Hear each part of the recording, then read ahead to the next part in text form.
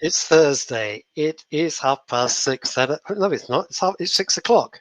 Don't take opioids. It's Thursday. Thank God this isn't live. What? It is live. Start the car. Start the car. Yes. I'm Russ Kane. That's Ollie Mammon, and this is the ABC of CBD.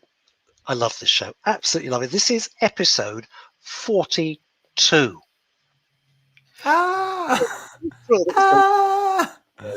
42 episodes, and it's fantastic. So thrilled. And I'm so glad that Ollie and the Tincture Club were early adopters of men's radio. It's great. Oh, yeah. Got a hell of a show with a hell of a story coming up. You can hear us all over the internet, of course. Men's Radio Station, that's www.mensradiostation.com. Hear us on Twitter, on Facebook, on loads of radio platforms, something like 40 all over the world. And of course, on the Men's Radio Station YouTube channel. And if you're there, please hit the subscribe button, hit the like button, hit the notification button. You'll never miss another of these marvelous shows, which they are. Enough from me. Over to the hunk of hemp, the Count of Cannabis, Ollie Mammon. Hello, everybody, and welcome to episode 42. For everyone who's joined us over the last 41 weeks, thank you very much. For everyone, this is your first episode watching and listening. We look forward to seeing you over the coming thousands of episodes, which we're going to do over the coming time. Thank you so much for all of the guests who have joined us as well over the last 42 weeks, as in every single one of you has made the show special, and you've given us this incredible platform where the emotion behind cannabis journeys is really discussed. And it's not really about anything else except the journeys we go through as people and patients through this world of cannabis, and giving people a little bit more understanding and a little bit more of an inkling into how cannabis brings hope to so many people's lives. Before we move on with our guest today and give my introduction, let's have a quick word from our sponsor. But just want to say thank you to all of you who have tuned in, and thank you for the support you've all shown us over the last 42 weeks. You're all incredible. Sponsor. I'm sure you've heard before that good quality CBD needs to be really, really expensive. This is the new view of CBD, a product created by users for users, a product at an affordable price, available everywhere at any time at the simple click of a button. Just CBD and MCT oil. No additives, no preservatives, and no flavor enhancers. It's a simple subscription-based service. The cleanest possible CBD delivered to your door for the lowest possible price. Your product, your rights for the lowest possible price.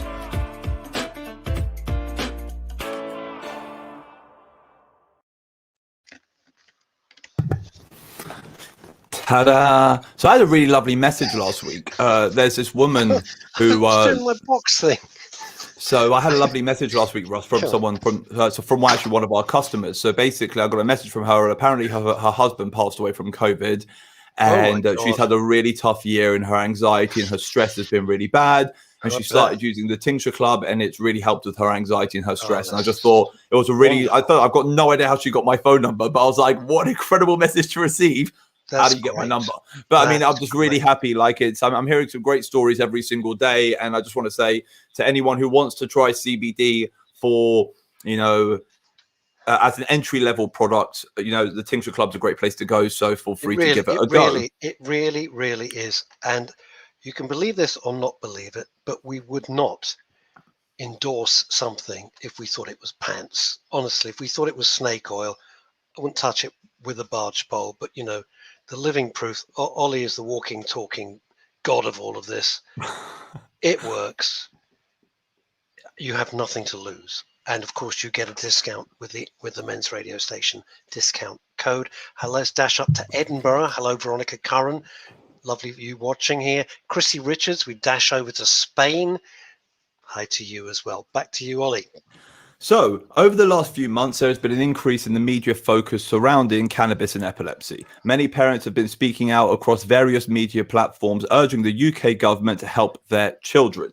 We have focused quite heavily on epilepsy since the inception of this show, having been joined by Taneem Montgomery on a couple of occasions, Callie Seaman a couple of times, Hannah Deacon, who we had a few weeks ago, Dylan Hibbert, who came on to speak about CTE, but also he was an epileptic sufferer, and a few others who have suffered or journeyed with sufferers over the over the past. Over the next few weeks, we're going to dive a little bit deeper into this space, and we've got 4 episodes now, which are all about epilepsy. In recent years, the positive effect cannabis has had on epilepsy has been at the tip of everyone's tongue. In early 2016, 2017, stories of Charlotte Figi emerged out of Colorado, taking the world by storm. Several weeks ago, we were joined by someone called Christopher Stubbs, the grower from Kentucky, who was actually integral to Charlotte's story. He was one of the first people to ever develop a CBD product for an epileptic patient.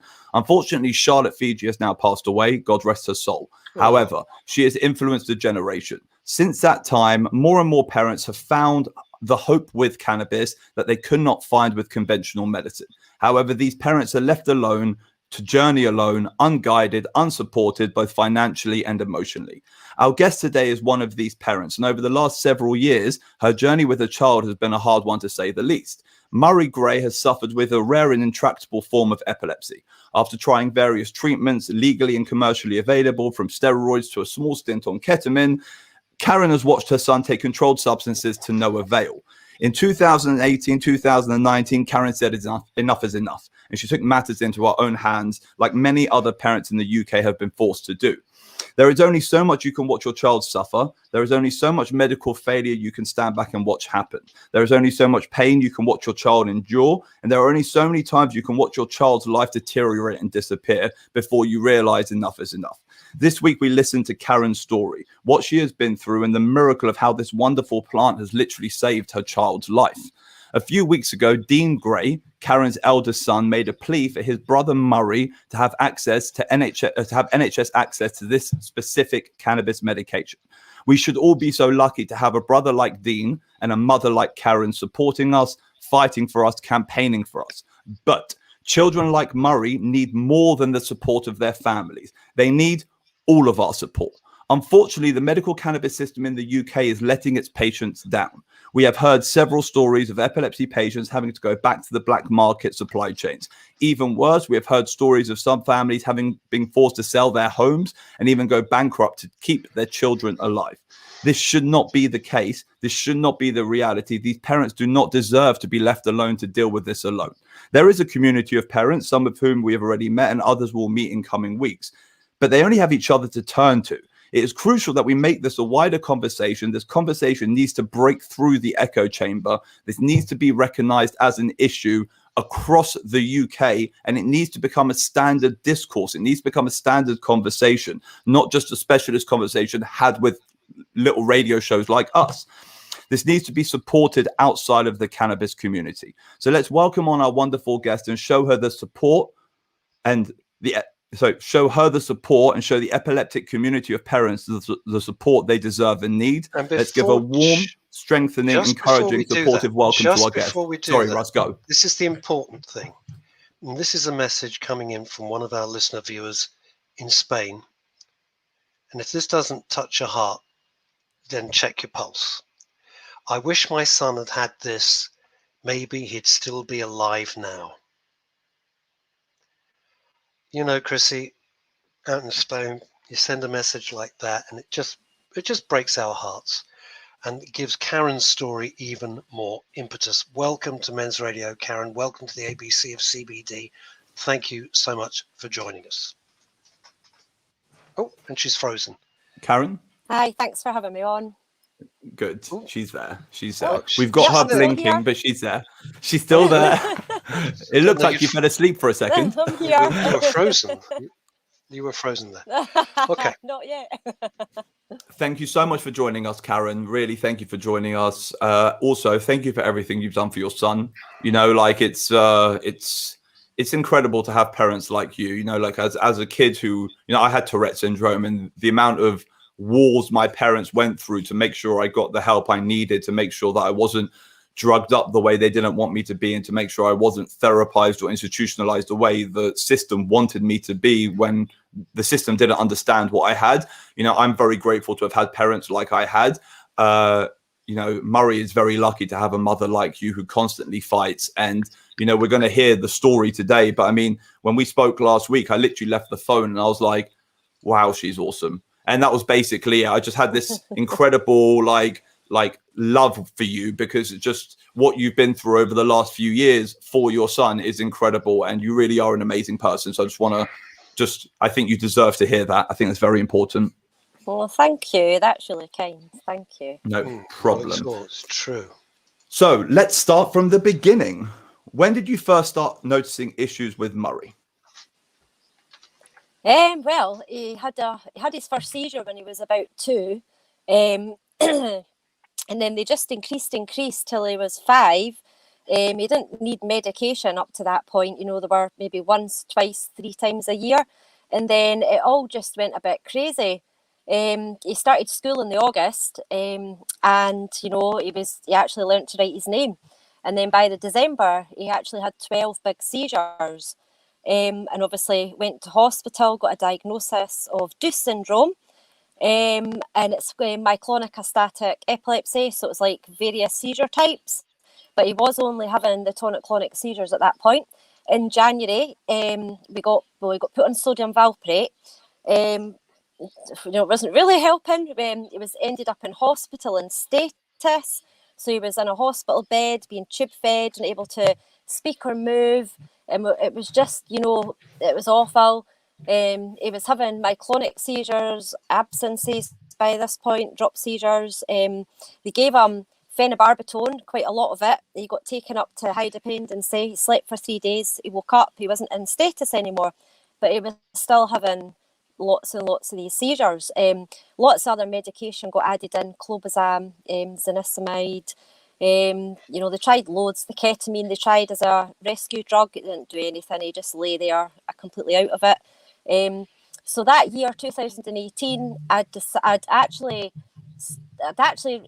read a BBC News article about Hannah Deacon and her son Alfie, and how she went to Holland and got cannabis oils for him. And I thought, wow, you know, I never thought cannabis. I didn't even know cannabis was an oil. You know, I didn't know. And I thought, wow, I wonder if this would help Murray. So obviously I asked, and then after doing like lots of research, and I found out about GW Pharma in this country and how they grow plants and they make medicine. They actually made one for epileptic children, and I thought, this is insane. How can we not get this? They make it in this country, but they sell it abroad. So I'd asked about that, and then I'd ended up going over to Holland with Murray, and I think it was about May of that year. What year was this? If I'm asking, you know. 2018. 2018. So recently. So recently. By this point, yeah, he was in a wheelchair, and he just, you know, wasn't very good, having constant seizures every day. So while I was in Holland, I got a phone call from our neurologist to say, you know, I've got Epidiolex for you, come back. And I thought, right, okay, I want to do this under the guidance of the neurologists. I'm going to come back. So I came back with Murray. We got his blood checked just before he was to start on the Epidiolex, and his bloods, you know, his red blood count, it was a major problem. So I had said, you know, could it be one of the medications he's on? No, we think he's got an infection. So he had to get put to sleep for MRIs. He had lumbar punctures, this, that, and the next thing. And he had to have a blood transfusion. And then they couldn't find anything wrong. There didn't seem to be an infection, but there clearly was, they said. So he ended up having 5 blood transfusions, 1 a month. And then eventually we were in hospital. It was 21st of August, because that day he actually fell and cracked his head open, having a drop seizure in hospital. Had to get his head glued together. So they decided to start Epidiolex the following day, even though they hadn't, you know, sussed out why he had this red blood cell problem. So we started. Can I just stop you for 1 second, Karen? Karen? Yeah. Can I stop you for a second? I want to get my head right. So you moved to Holland before you started anything. They then said to you, come back to the UK. You then came back to the UK, and they made you wait for around 6 months before they actually started you on what they promised you for before they gave you what you actually came back for. Took 6 months or so. So basically, you were in Holland. You get a phone call from your neurologist. He's like, we can start you on Epidiolex. You then go back to the UK, and they're like, we can't start you until this infection's gone. Yeah, I didn't move over to Holland. I took him over, and I was just going to stay as long as I could, to get the prescription for Bedrolite. Fine. But whilst I was there, they said come back. So this was in the May, and then in the August. So it was May 3 months later, Fine. they started him on the Epidiolex. They ended up removing one of the medications, and his bloods actually went back to normal. So it was actually sodium valproate that caused him to have the rare blood disorder. So his bloods went back to normal when they withdrew this medication. Murray's seizures, they reduced in length on Epidiolex, so we knew that CBD was going to help him. You know, he was having chronic diarrhea. He was in school for about an hour each day because he was, you know, he was having chronic diarrhea. He was still having seizures though, but we were happy because he was in hospital and status, you know, and we just put up with the side effects. But unfortunately, December 2018, he went downhill. We were actually at Centre Parks down at Cumbria, and we had to phone 999. And they took him into hospital. And long story short, we got an ambulance back up to Edinburgh. And the January 2019, he was back in status. So this is whilst he was on Epidiolex. Tube fed, really not doing well. Over the course of 3 months, he was going downhill rapidly. You know, he was picking up a wee bit and then going back downhill again. So he was like being tube fed, his muscle tone went, and they were saying his breathing was going. I was absolutely begging them to prescribe Bedrolite because the law had been changed. And they just said, we can't and we won't. So I ended up going over to Holland in the March. Was there any reason why they said they couldn't and they wouldn't, if you don't mind me asking? Is like, was it just a no, Yeah. or was it a no because? No, because we don't know if it's safe. We don't know if it's effective. I'm collecting my pension soon. You know, I don't want to rock the boat and all this nonsense. So you know, quite Was annoying. that an actual quote, or was that Yeah. Karen? Was that an actual quote? I'm collecting my pension. I don't want to rock the boat, or was that something Yep. you just felt? Yep, I'm It's an actual I'm quote. collecting my pension soon. Yep, I'm Get collecting out. my pension Get soon. Yeah. out of town. But what I don't understand is they're giving your kid ketamine. So this is why I don't understand, because ketamine falls under the same category as cannabis. It's like a novel. It's a novel medication. It's not. You know, it's not been trialed and tested. It's only recently there are clinics now which are opening up, which are you calling trialing ketamine for anxiety and depression and stuff like that. But in general, you know, it's a horse tranquilizer. Like what made what it is. like in what world do doctors think that, you know what, let's inject it with what the last Grand Slam winner has just had? You know, like in what world is that logic? Do you understand? Like, you understand what I'm trying to say? In what world is the logic legitimate that someone can give a doctor can give a child ketamine, but a doctor can't give a child cannabis? Like, how can they justify ketamine as a prescription, but they can't justify cannabis? That's why I couldn't get my head around. No one can get their head around this. This is the crux. How did they explain that to you, Karen? How did they explain that to you? How did they explain to you that a horse tranquilizer was okay, but a plant wasn't? Yeah, I know. Well, no, but I know that they'd used ketamine in Belgium, and it was quite successful over there. So I think that's the reason why. And they could, because it was licensed over here or whatever, or maybe it wasn't even licensed. I don't know. But you know, at that time, like you trust your doctors and you put your faith in them, and you'll do everything they tell you because they're the experts and they know best. And you believe that. You believe that. Yes, you do. So yeah, it's just crazy. So I ended up going over to Holland armed with these medical records, found a doctor that was willing to prescribe it. So that was a really happy day that handed me the prescription. Can I just ask? Can I just ask? Can I just ask, Karen? You go over, because so many people will be watching and listening, going, "Hang on a minute, hang on." She goes to Holland. She finds it. How did you find a doctor? You don't have to say who it is, but how did you actually track down a doctor who would help you? Okay, so I asked parents that were already going over there, and I also asked the pharmacy over there if they had any doctors that they knew would maybe prescribe, and that's how I found the doctor. Yeah, then I went to the pharmacy and sure, picked up the prescription, and basically brought it back through customs. Just didn't bother saying anything. Went to hospital.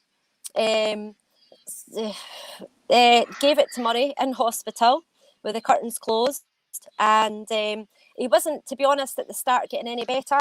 Then one of the neurologists gave him phenobarbital again, And it was a risk because Murray's breathing was going. At one point, I got told, we're going to end up back up in high dependency with him.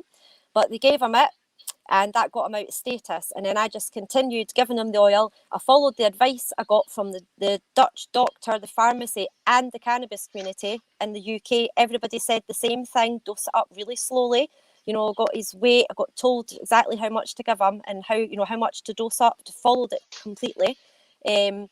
And then, so this was May, the start of May. Murray went downhill again, but he wasn't lying in a hospital bed. He got another EEG that showed that he was just basically in status again. He had lots of seizures going on underlying in his head, but he wasn't lying in a hospital bed. He was walking about the neurologist's office. So I thought, wow, he looks better. Obviously in his head he's not, but he looks better. So I went home and ended up adding in Bedica, which is extra THC that I'd got the previous time, because I knew that other parents were given a wee bit more THC, maybe needed more. So I did that.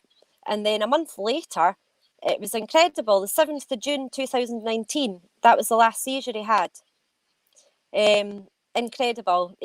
Now he's not in a wheelchair at all. He doesn't wear a protective hat. He goes to school full time. And it's almost like he has an invisible illness now, because there's just no seizures. We've managed to reduce the AED that he's on from 75 milligrams twice a day down to 25. And we're going to keep reducing that as well. I always have a bit of a wobble, reducing it just in case. But it's just grand. It's amazing. Absolutely amazing.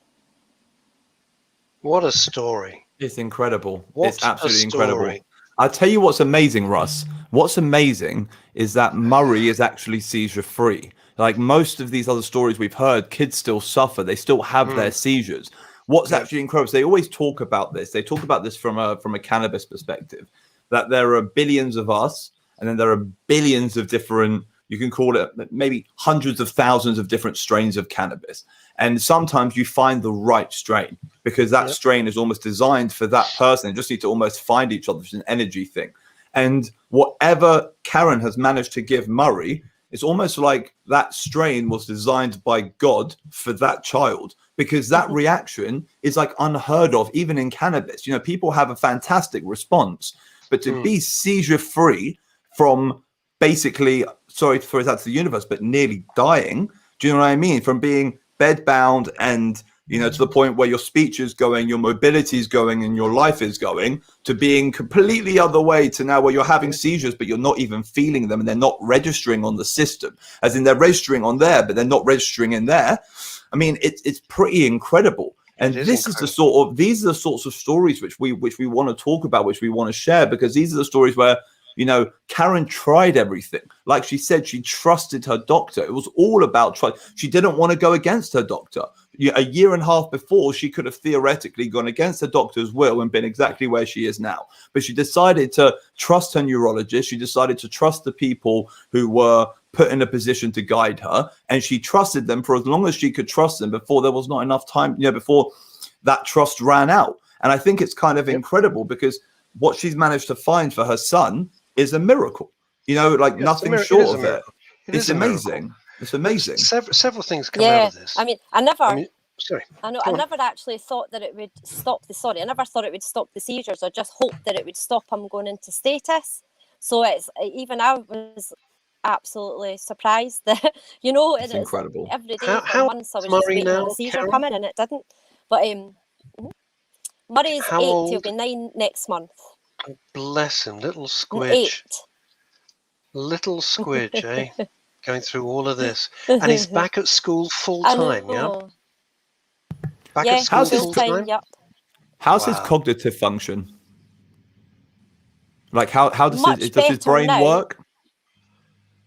Oh, yeah. And the speech works and speech and everything's come on. That's amazing. Yeah. Karen, let me ask you this. I'm sorry if everyone's watching and listening, by the way. There's just a very slight delay. Don't know why. Who knows? So this is because Karen's on Mars. I'm loving where you are. I'm looking at the overhead lockers, and I'm very impressed. It's exciting. I'm just wondering where you are. I think it's an aeroplane. I think you're flying in a private jet. That's my guess. I'm actually Karen, in my caravan. oh, I thought she's on tour with a rock band. And I'm thinking, she how could she be. managed to get all these rock stars to shut up whilst she's doing Yeah, her she's on podcast. tour Like, with. how has this happened? She's on the Kiss farewell tour. She's currently in What's that Singapore. really famous Scottish band? Biffy. You're on tour with Biffy Clyro right now, right? Clyro Biffy. Oh, Yeah, Biffy Biffy Clyro. Clyro, exactly. Biffy Clyro. Yes, or Lulu, one of the two. Now, Karen, do you understand? Nothing like stereotyping. Do you realise the incredible job that you've done? Do you realise how inspiring you are? Because I think sometimes with folks like yourself, you get so involved with it and you don't see from outside. So I'm hearing your story. Ollie's familiar with your story. I'm hearing your story for the first time. Our listeners and viewers are hearing your story for the first time. And everyone's going, blimey, that's incredible. And Chrissy says, what an amazing, dedicated mum that's coming in from Spain. Hell yeah. Hell And yeah. if you hadn't been, do you realize what you've achieved? Or do you just think, well, I'm Karen Gray and I'm just getting on with it? I just did what, I don't know, did what I had to. I did what I had to. I felt like I had no choice, and I knew about, obviously, researching the cannabis oils, and I knew that I had to try it, and they weren't, the doctors weren't going to help me, so I knew I had to go and do it myself. I'm going to ask you a difficult No. question. I want to ask you a difficult question because you seem like a very down-to-earth person. So I hope I can, Karen. If it gets too much, just say, Russ, shut up. I don't want to go there. Not a problem. We're not the BBC. We're not the BBC. It's a conversation. It's not an interview. It's a conversation. Do you feel, when you look back, do you feel cross with your doctor who was, let me be on behalf of the radio station and myself, they're doing their best. They're doing their best. But do you feel cross with the doctor in some way? Do you think, I wow, usually ask these questions. Russ usually yells at me. So I'm actually really happy Russ asked this. This is very good. Look, I was just tweeting and I said, you got to listen to this show with Karen Gray. And I said, because if it doesn't move you, check your pulse. If you're not moved by this story, which is both heartbreaking and inspiring, check your pulse because you're probably dead, which is a miracle how you're reading a tweet. So, what is your view? Because you seem very calm about it. You're not like ranting and raving. You're just getting on with the job. Yeah, exactly. I'm just getting on with it. I'm not, that's a difficult question. I'm not angry, but I am. I understand the situation the doctor was in, right, where he said that he couldn't prescribe it. And I wouldn't have expected him to be the one neurologist in the UK to stand up above all the rest of them. I wouldn't expect that I wouldn't expect somebody to put their job on the line for me, for Murray. You can say for Murray, but no, he should have. So it is a difficult question. They could have done more to help. Whenever Murray went seizure free, they could have. Karen, I think you're being too nice. And I also think, like Russ said, you're too in it. As in, because I'm right now livid for you. Like, absolutely livid. And this has been my ongoing tone over the last 30 weeks is I'm just livid at the system. I'm not livid at the system because I have a child in it. I'm livid at the system because other people do. And it's just not right. It's just not right. And the whole idea, the fact that, so like I've got a comment written here. So I've written here, so what emotion did you feel the fact that you had to break the law to save your kid's life? The fact that you were put in that position where you had to go to Holland and bring back 3 months worth of supply without declaring it. And that's the position you were put in. At that moment of time, does the law just kind of disintegrate into this pile of ash, which means nothing anymore because of the anger you feel towards a system that won't help you? Have I said something wrong, Russ? Yeah, I mean, the first time... No. I was going to say what you've said. Sorry, Karen. Let me just answer, Ollie, if I may. What I was going to say is you're absolutely right, because once you get a tsunami of opinion, which says the law may be the law, but it's completely raving mad, and we're going to ignore it, you have anarchy and you have disrespect of the law. All this situation, and I'm not taking it away from you, but we have yet to see what happens when Freedom Day comes and people will either wear a mask, not wear a mask, all this sort of stuff. It's a huge question that you've just said, Ollie, but it really reflects on where we're at. I have to say, Karen, I came into this 42 weeks ago knowing the square root of nothing at all. So I'm just here as everyman, if you like. And Ollie, by his introduction to myself and to all the people watching and listening around the world, has changed my view entirely. But it's people like yourself. Your stories are so powerful because we can drag on all the professors and all the doctors and all the growers from around the world, and that's one thing. But until you have this conversation of learning what you've had to go through, I don't see we understand the heartache. You can't understand real life until you've lived it. You know what I mean? In fact, the matter is you're living real life. You're living a real life situation. You've gone through real life trauma. And I wanted to ask you, Karen, because I have this thing where, like, a lot of people, you know, like, I'll speak to a lot of people. I'm pretty sure when we spoke on the phone, you mentioned something about ambulance lights. Was that with you? It was with you, right? Yeah. When you mentioned that, like, because I remember I asked you about PTSD, and I didn't put it into my questions because I was like, was it with Karen? I didn't want to throw that out there, but you mentioned something like that. So every time you hear ambulance lights, you worry that Murray's had another seizure.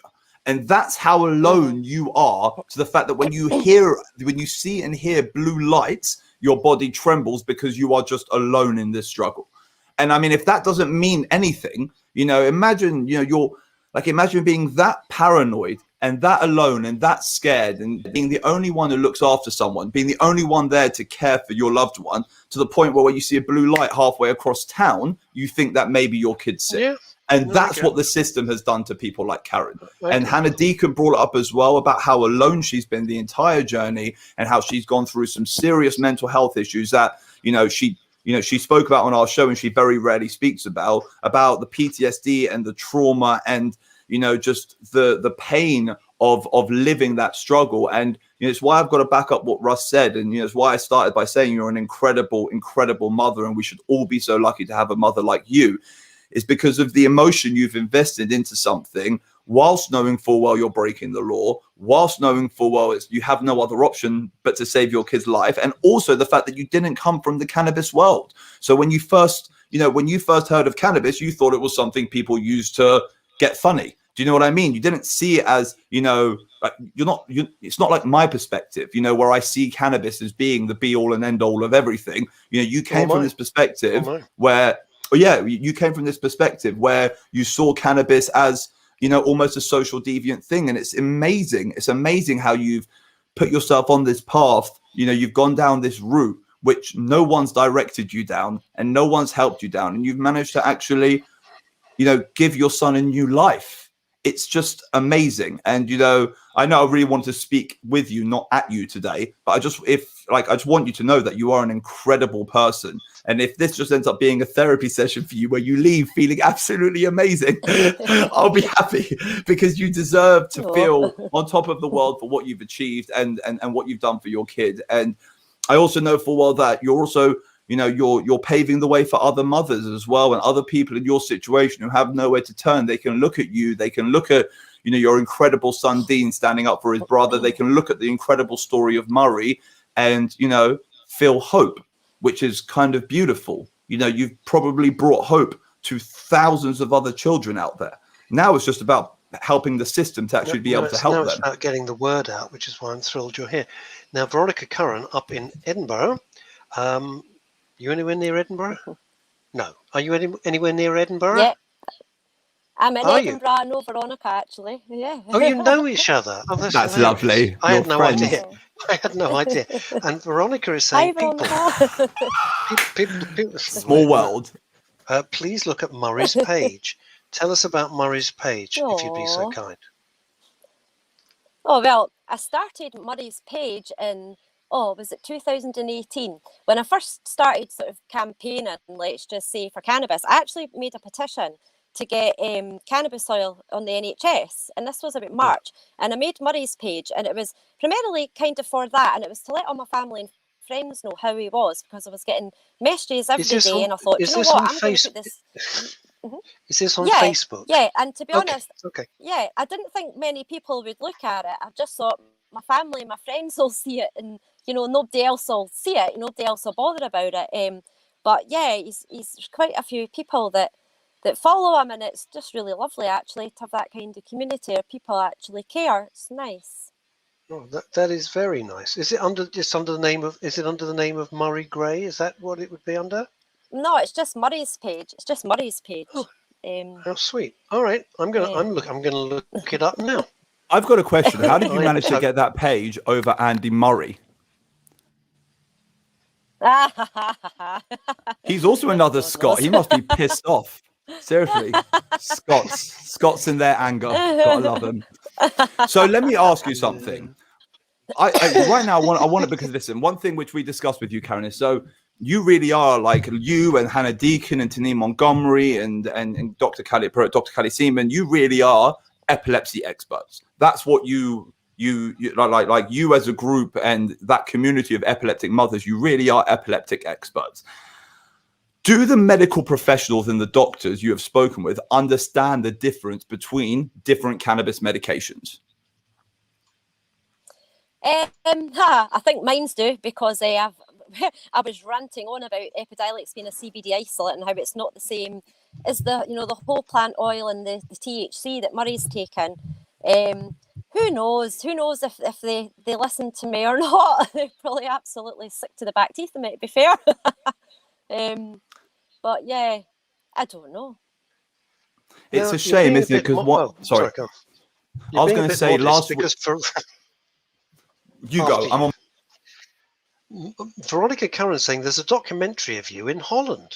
Is that true? Oh yeah. Whenever I first went over in March 19, the BBC came over and filmed. It was me and somebody else that went over, and they basically filmed us looking for trying to find a doctor and stuff. And the only reason why we did it, the only reason why I did it, is because I thought when this documentary aired, it would change things. It would show the actual struggles of what we went through, and it would change something. Obviously, I was completely wrong. I went over to Holland 3 times, and the last time I went over, I actually brought back 3 months' supply. So I had 20 odd bottles on me in my handbag walking through customs, because I knew that once this documentary aired, I would definitely get pulled. Absolutely, you wouldn't have a cat's chance in hell of getting through after it aired. Exactly, but luckily, whenever the documentary aired, an importer from Scotland actually stepped forward and started bringing in the oil, and somebody else that I know, another parent, gave me details of a private neurologist that was willing to prescribe. So I was really grateful for that, because that meant that it was completely legal. So with that prescription, I went down to London with Murray to see the doctor. With that legal prescription, and with the importers bringing it in, it was then totally legal. So by the time my 3 month supply ran out, I luckily had a legal prescription and importers bringing it in. So that was really good. That's quite beautiful. Wow, that's good. So Russ, Yes. Russ, if you think about it, when we had, I'm going to move on to what Karen. I'm going to add to what Karen said. I'm going to bring up my other question afterwards. If you remember, with Professor Barnes a couple of weeks ago, he actually dropped the fact that unfortunately the only 2 children who have received an NHS prescription have done it through media campaigns. Now it's this ongoing. Sorry. I remember. You remember that. So basically, it's this ongoing, reoccurring theme that those with a wide media coverage get their request fulfilled, and those who don't are kind of left unnurtured by the system. Now, is that the main reason why you guys decided to create a media campaign, was to kind of develop some of this, some of a following, which kind of, it was more noise than they could handle? Is that kind of what the aim was? Do you know what? We soon realised that that was the only way we were going to get anywhere, is if we just created an absolute uproar over it.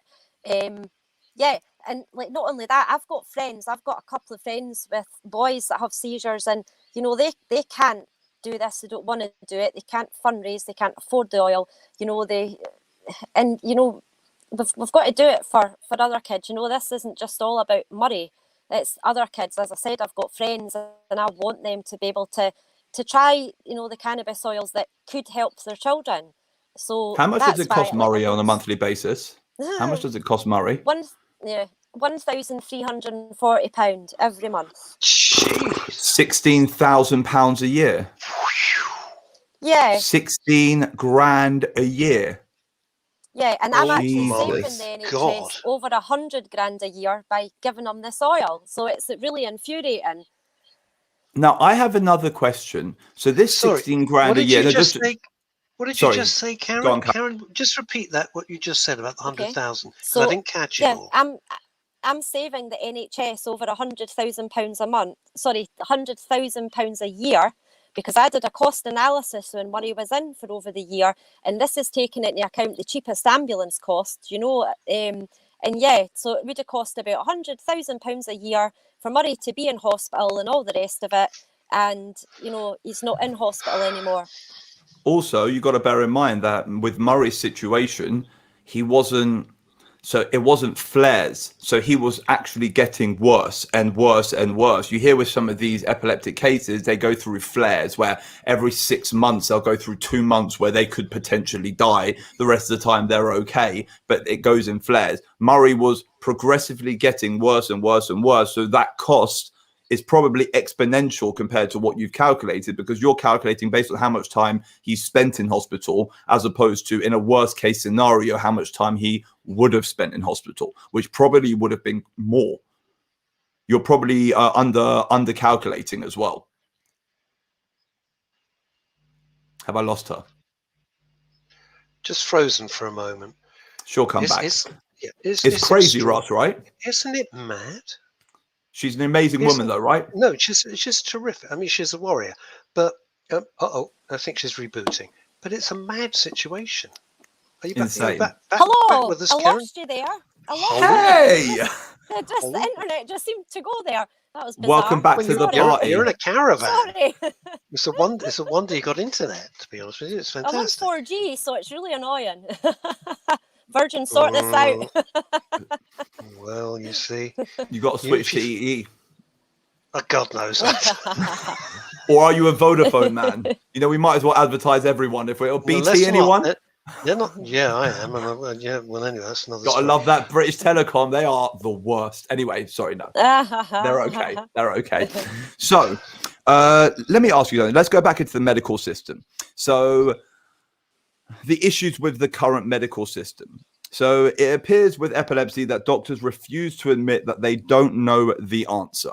So, and like with everything, admitting that they don't know the advice would be better than giving the wrong advice. Just like not knowing directions, okay, and someone asks you for directions, it's better off to say to someone, I don't know, than to give someone false directions. Now, what I don't understand is the doctors put Murray onto a sodium valproate or something, which you said was basically caused him to have a blood infection. That it was a sodium valproate, right?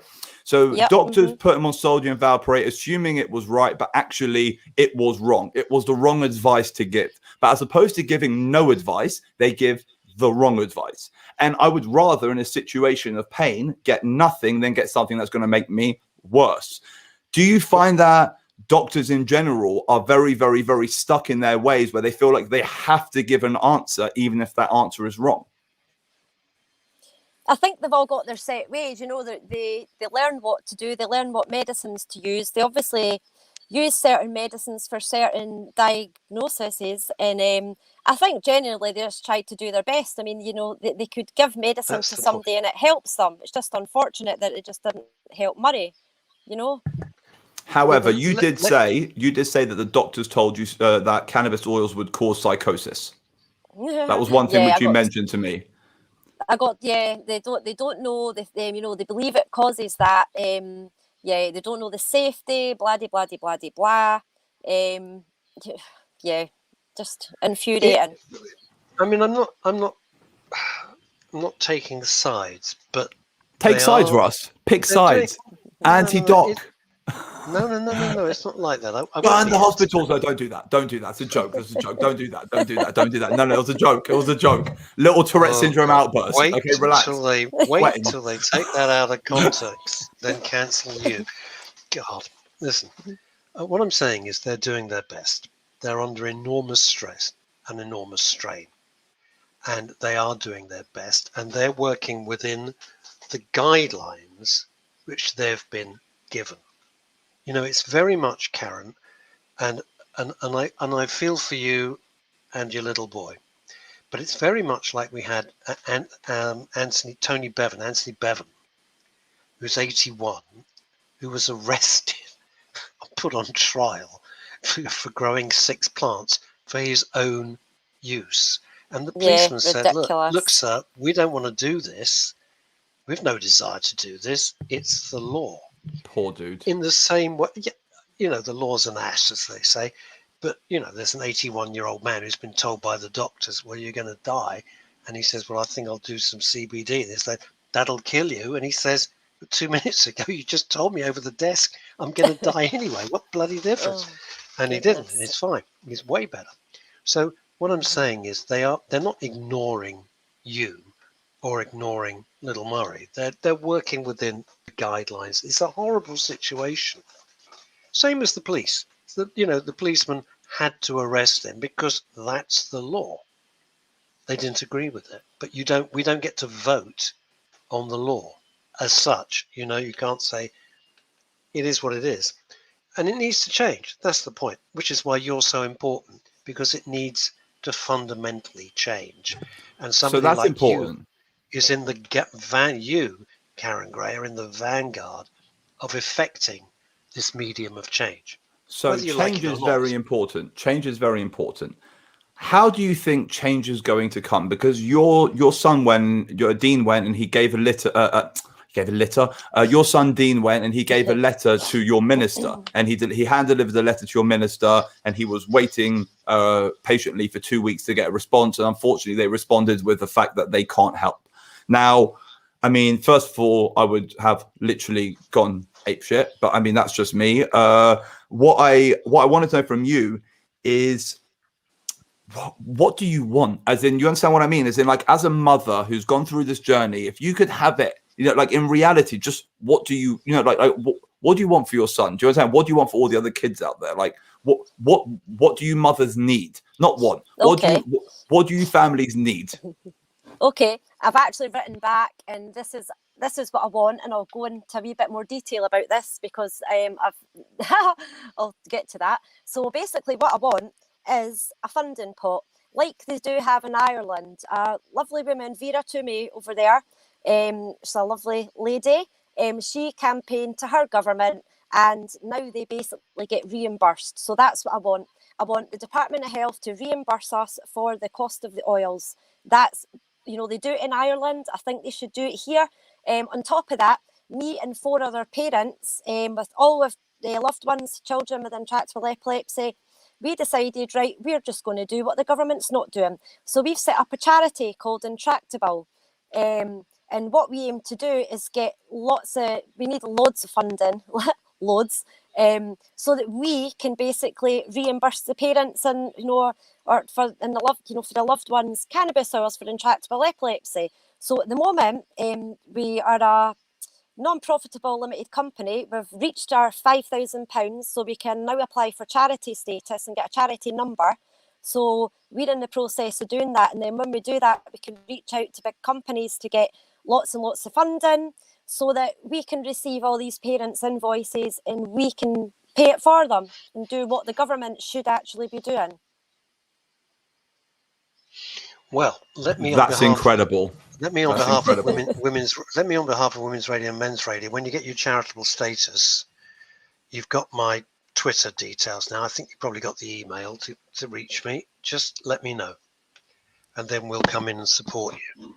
That's it. And you've also got the support of Taylor Mammon behind you guys as well. And anything which we can do from a commercial perspective, anyone we can reach out to. There's a corporate social responsibility, you could call it team, which is working on different things we can do within the community. And we're looking for a right cause. I think this could be the right cause. So, you know, and anything which I can do and Russ can do in our own personal lives as well to, you know, kind of funnel energy towards you guys accordingly, please let us know, because it's very, very important. And it's we believe, do you know what I mean? We're very strong believers and very strong supporters of people like you, Karen, going out your way to help other people. Because thank you, thanks very much. it's because, Karen, it's only right. It's only right. It's the right thing to do. And there are very few instances in life where you know it's the right thing to do. And this is. You know, also, she shouldn't have to choose Media Crusade or bankruptcy. So there's like parents shouldn't have to choose between destroying everything, you know, you've built as a family, or selling your soul to basically to the media, say, look, because it's not, if you think about it, none of us like influencers. None of us like anyone who basically sells their story for gain, because none of us want to do that. You know, it's private. Like, most people don't want to share their health issues. I don't like walking around telling everyone I've got Tourette syndrome. I'm sure you don't running around. I know, but I'm sure you don't like running around. It's so funny, Russ. He's so funny. It is. No, He's comedian. You know, he goes to the Edinburgh Fringe Festival once a year. You know, you should go and visit him. Be the only person laughing. Seriously. Exactly. I'm a comedian too, Russ. No, but basically, I love you, Russ. Please don't cancel my show. Please don't cancel the show. Anyway, let me read this. Yeah, Karen, do your from thing. I'm Dave gonna shut up. Sleep. We've got some wonderful comments here from Zinat Nurani. If I've mispronounced this, because I'm an idiot and on painkillers. Really interesting discussion points. Probably discussion points, but I'm going to go with points. Dave Sleet, who's head of a huge psychotherapeutic community and is a mighty brain box, says this. Great show again. Thank you, Dave. The concept of change is like a brick wall to authority.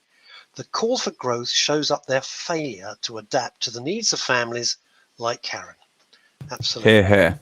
It's you know, this is the point. It's you got to keep chipping at it, and eventually, if you build up enough momentum, you know, it's Karen, these things with what you're trying to do with your charity, it's like pushing a boulder up a mountain. It's bloody hard, and you get to the top, boom, you can push it with one finger, and it gathers all its own momentum. It's just that hard work getting it up there.